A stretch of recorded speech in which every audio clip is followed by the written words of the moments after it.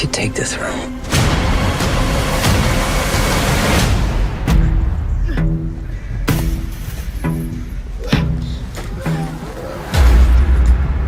Nice, guys. Good. Today we're rehearsing the Telemachus and Mentor fight scene. It happens on top of the ridge outside my castle. You know, it's very important, it's very integral to my story because it kind of is what sets me on this journey of trying to find my dad. Can we go from the top, please? Yeah. Ready? It's been really fun for me and Ryan to just learn it all and try and, you know, put it together and figure it all out. It's a very, very complicated fight, and the ground we're shooting it on is going to be pretty intense. That was the best one. So we're just making sure that we have everything down before we climb an hour up the mountain. Tom and Ryan were rehearsing next to the pool at this beautiful hotel on the grass, and they were nailing it every time. And then we get to the location in Favignana, and it's like this rocky outcrop on the edge of a cliff. You know, lots of directors would look at the action and go, that looks awesome, great, shoot it. But Chris is looking for why is it awesome and what makes these characters tick. Finding those little story pieces within the great action is what makes Chris so special. Okay, we're gonna go. Action!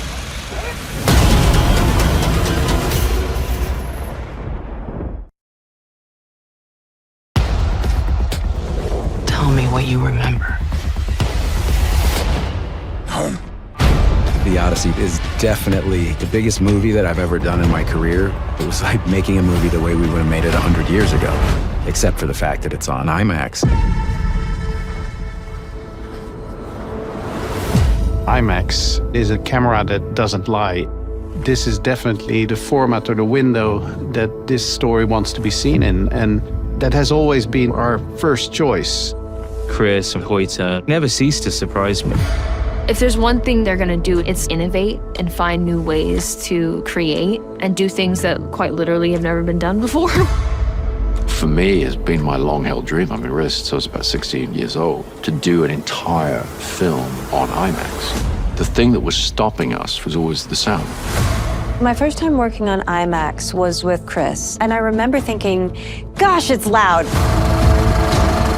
I'm thinking, like, is that what it's gonna sound like when we shoot our scenes? Like, that's really distracting. And then they brought the blimp out.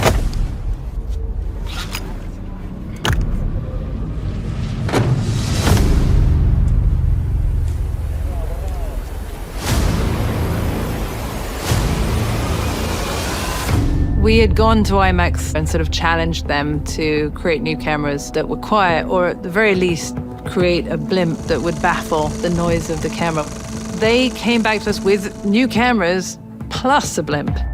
It's a gigantic, super heavy box, but we as filmmakers, we're not supposed to be comfortable. We're supposed to present the audience with the best experience possible. So all our effort was all in service of making that work on set. The people that we were working with are so adaptable, resourceful. They figured out how to do it, creating a mirror system so that the actors could see each other around the camera. It feels like you're shooting a scene with like a SUV.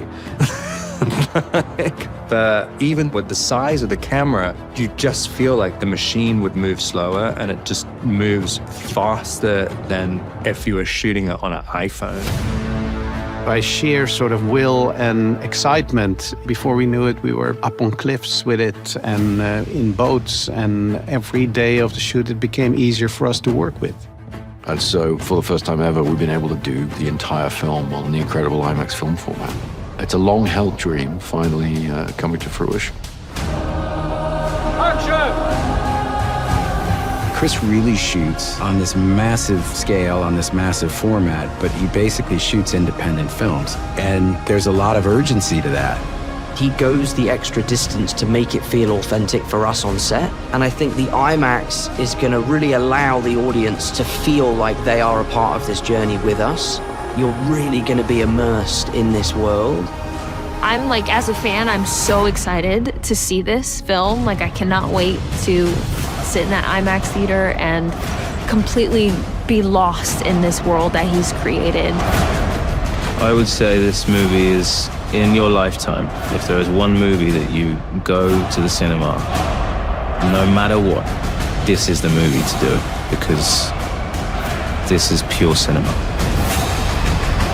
No one could stand between my men and home. No one could stand between me and home, not even the gods. Keep us straight! 3, 2, 1, action! This is the first time I've worked with Chris, but I really do feel like this particular picture is an accumulation of all of his skills and all of his experiences and him at his best, going for it. You know, pedal to the metal, like we are gonna make the biggest and most impressive movie that's ever been made. Chris looked at me and he goes, "This is gonna be a hard movie." And I said, "Yeah, I know." And he goes, "No, this is gonna be a really hard movie." And I was like, "Got it." Just talking to people about the travel schedule, I mean, he's just decided to shoot like 9 movies in the space of the same length as a normal shoot. It's very, very impressive. A great filmmaker like Christopher Nolan, there's so much pressure, I think I can only imagine, to make something that's bigger, better.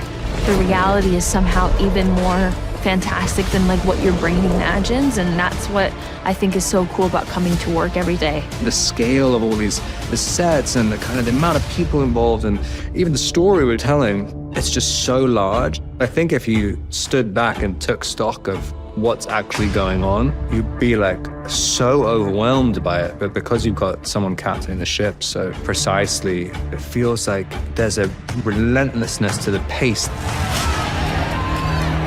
His ingenuity and the way he trusts his team so that they can come up with great ideas, and the way he guides everyone's role is kind of amazing to watch.